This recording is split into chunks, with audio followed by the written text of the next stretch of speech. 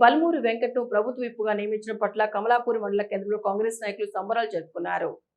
MLC Balmoor వెంకట్ను ప్రభుత్వ విప్పుగా నియమించినందుకు కమలాపూర్ మండల కేంద్రంలో టపాసులు కాల్చి మిఠాయిలు పంపిణీ చేసి సంబరాలు జరుపుకున్న కాంగ్రెస్ పార్టీ శ్రేణులు. ఈ సందర్భంగా వారు మీడియాతో మాట్లాడుతూ ఎమ్మెల్సీ బల్మూరు వెంకట్ను ప్రభుత్వం గుర్తించి ప్రభుత్వ విప్పు హోదా కల్పించడం చాలా హర్షణీయ నిర్ణయమని అన్నారు. విజన్ కలిగిన లీడర్ బల్మూరు వెంకట్ అని కొనియాడారు. వారు మరింత ఉన్నత పదవులు అధిరోహించాలని ఆకాంక్షించారు.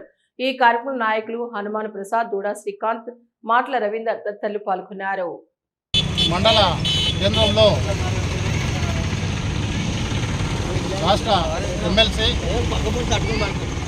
పిసిసి ఉపాధ్యక్షులు బల్మూరు వెంకట్ గారికి ప్రభుత్వ విప్ను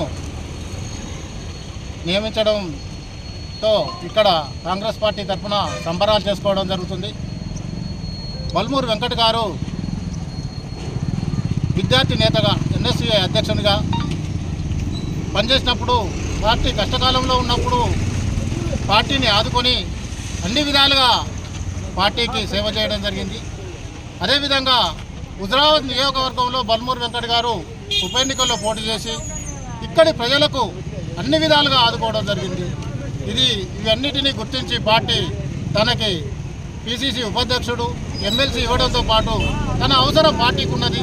పార్టీకి ఇంకా పైకి తీసుకువెళ్ళాలి, పార్టీ విధానాలను, పార్టీ డెవలప్మెంట్ కార్యక్రమాలను ప్రజల్లోకి తీసుకెళ్లాలంటే వెంకటే సరైన వ్యక్తి అని భావించి ఆయనతో పాటు మిగతా వారికి ఇవ్వడం జరిగింది.